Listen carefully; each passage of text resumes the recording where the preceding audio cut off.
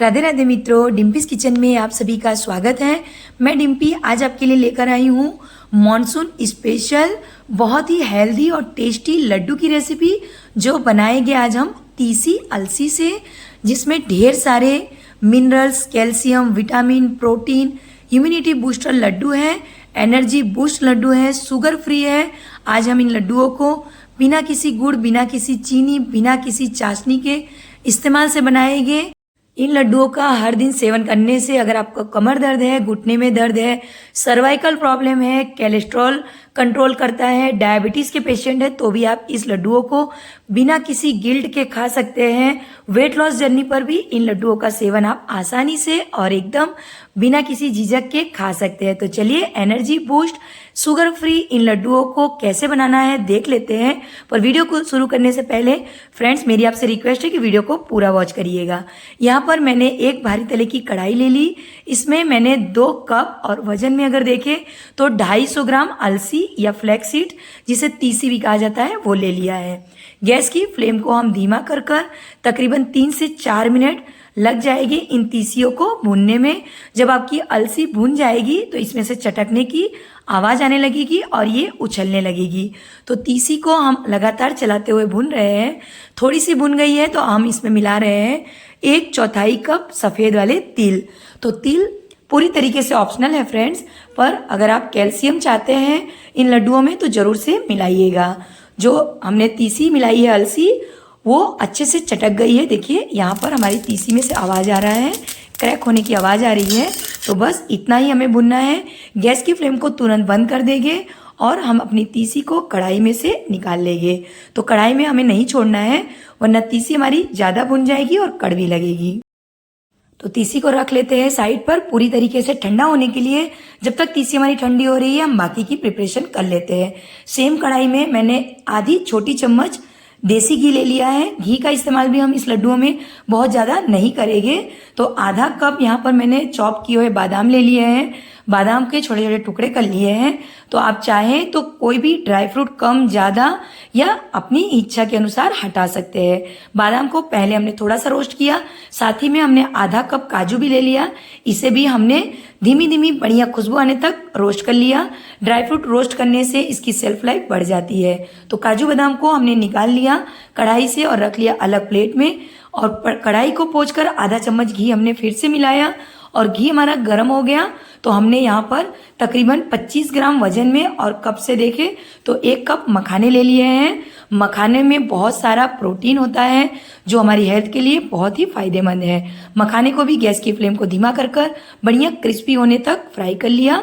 तो मखाने भी अच्छे से फ्राई हो गए, निकाल लिए थाली में। रखते हैं इसे भी साइड पर। और सेम कढ़ाई को हमने अच्छे से पहले पोंछ लिया, कोई भी ड्राई फ्रूट लगे ना रहे, वरना दूसरे ड्राई फ्रूट के साथ वो जल जाएंगे। तो यहाँ पर हमने आधी चम्मच घी फिर से मिलाया और यहाँ पर हमने कुछ बीजे ले लिए, सीड्स, जिसमें है सूरजमुखी के बीज, कद्दू के बीज और खरबूजे के बीज। तो सारे ही बीज मैंने 1/4 कप लिए हैं। 1/4 कप सारे ही बीज हैं। 1/4 कप सूरजमुखी के बीज है, 1/4 कप कद्दू के बीज और 1/4 कप सूरजमुखी के बीज है। टोटल 3/4 कप हमारे ये बीज हैं। तो बीज को हमने हल्का दरदरा कर लिया है। बीज भी हमारे हल्के से रोस्ट हो गए। तो हमने यहाँ पर गैस की फ्लेम को एकदम धीमा कर 1/4 कप अखरोट, 4 चम्मच पॉपी सीड्स जो खसखस होता है, पोस्ता दाना, वो मिला लिया। 1/4 कप किशमिश ले लिया। तो ड्राई फ्रूट सीड्स आप जो भी नहीं लाइक करते या कम पसंद करते हैं या नहीं डालना चाहते तो ये पूरी तरीके से ऑप्शनल है। तो देखिए यहाँ पर किशमिश भी हमारी भूनकर हल्की सी फूल गई। तो सारे ड्राई फ्रूट को और सीड्स को हम निकाल कर जो काजू और बादाम हमने फ्राई करके रखे थे उसी के साथ मिक्स कर लेंगे। कढ़ाई को वापस से पोंछकर यहाँ पर मैंने 2 छोटी चम्मच देसी घी फिर से ले लिया है। घी को अच्छे से गर्म कर लेंगे और अब हम फ्राई करेंगे गोंद। तो ये खाने वाले एडिबल गोंद है, जिसको कमर दर्द के लिए बहुत ही फायदेमंद होता है। तो विंटर्स में भी आप इसका सेवन कर सकते हैं और मानसून में भी। तो यहाँ पर हम थोड़ा थोड़ा कर गोंद को फ्राई करेंगे। तो 1/4 कप गोंद हमने लिया है, पर सारा एक बार में नहीं फ्राई करना है। तो देखिए लगातार चलाते हुए गोंद हमारी अच्छे से फूल गई। तो इसे हम निकाल लेते हैं। झारे की मदद से हमने इसे बाहर कर लिया और जो बचा हुआ गोंद है उसे भी हम बचे हुए घी के साथ फ्राई कर लेंगे। तो एक साथ सारा गोंद आपको नहीं फ्राई करना है और इन लड्डुओं में अगर आप नहीं चाहते तो गोंद को हटा सकते हैं। मैंने बाकी के बचे हुए गोंद को भी बचे हुए घी के साथ अच्छे से लगातार चलाते हुए गैस की फ्लेम को मीडियम करते हुए गोंद को अच्छे से फूलने तक फ्राई कर लिया है। तो सारे मेवे, सीड्स, हमारे सभी चीजें फ्राई हो गई। तो रखते हैं कढ़ाई को एक तरफ और चलिए देख लेते हैं। तो गोंद हमारे फ्राई हो गए, इन्हें हम क्रश करेंगे, मखाने को और तीसी को, अलसी जो है इन्हें हम पीसेंगे और बाकी सारे ड्राई फ्रूट हमारे रेडी हैं। तो चलिए जिन्हें हमें पीसना है उन ड्राई फ्रूट्स को हम पहले मिक्सर के ग्राइंडर जार में ले लेते हैं। तो सबसे पहले हम तीसी को पीस लेंगे, जो हमारी अलसी और तिल है इन्हें मिक्सर के ग्राइंडर जार में ले लेंगे। और यहाँ पर ये बात का आपको ध्यान रखना है कि जो अलसी है इसे हमें बहुत बारीक नहीं पीसनी है, हल्की दरदरी रहेगी तो लड्डुओं में इनका टेस्ट बहुत बढ़िया आएगा। तो देखिए यहाँ पर मैं आपको अलसी का जो टेक्सचर है वो दिखा दे रही हूँ। यहाँ पर मैंने हल्का दरदरा ही रखा है। तो चलिए अब हम अपने अलसी को एक बड़े से बर्तन में खाली कर लेंगे। तो सभी चीज़ों को हम मिक्स कर लेंगे। तो यहाँ पर अलसी का पाउडर हमने बना लिया है, दरदरा पाउडर। इसी के साथ हम मिक्स कर लेंगे अपने जो भून के हमने काजू बादाम और सीड्स सारे रखे थे उसे भी। ये हो गए हमारे काजू बादाम मिक्स, और जो हमने गोंद तल के रखे थे इसे हम थोड़ा सा दरदरा कर लेंगे। आप चाहे तो मिक्सर में भी पीस सकते हैं, पर गोंद हमारी एकदम अच्छे से फूले फूले हमने तले हैं तो बिल्कुल भी हमें दरदरा ही करके तैयार हो गए। मखाने को भी हमने मिक्सर के ग्राइंडर जार में लेकर इसे भी दरदरा कर लिया है। तो सभी मेवे और अलसी के जो पाउडर है उसे हम मिक्स कर लेंगे। तो सभी चीज़ें हमारी अच्छे से मिक्स कर लेंगे। इसके बाद हम इसमें मिलाएंगे मिठास। तो आज हम मिठास के लिए यहाँ पर ना चीनी का इस्तेमाल कर रहे हैं, ना कोई चाशनी बनाएंगे, ना ही मिश्री, ना ही गुड़। तो चलिए इसे बना लेते हैं। तो इसकी मिठास के लिए हम रखते हैं वही सेम कढ़ाई गैस पर और 1 चम्मच देसी घी को अच्छे से गर्म कर लेंगे। तो घी आप कम ज़्यादा कर सकते हैं, पर इतने ही घी में हो जाएगा। तो यहाँ पर तकरीबन 800 ग्राम मैंने खजूर ले लिए हैं। तो ये जो गीले वाले खजूर होते हैं ये वही है, इसके बीज हमने हटा लिए और कढ़ाई में डाल लेते हैं।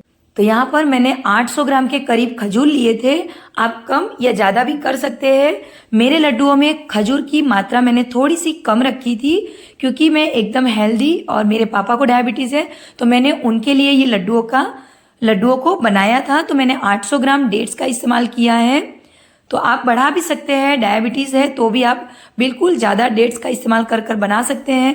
तो देखिए यहाँ पर मैंने लगातार चलाते हुए डेट्स को मेल्ट कर लिया है। स्टार्टिंग में थोड़ी दिक्कत आती है इन डेट्स को मेल्ट करने में। आप चाहे तो मिक्सर के ग्राइंडर जार में थोड़ा सा पीस कर या छोटे छोटे टुकड़े और कर तब आप इन्हें घी में कढ़ाई में गर्म कर सकते हैं।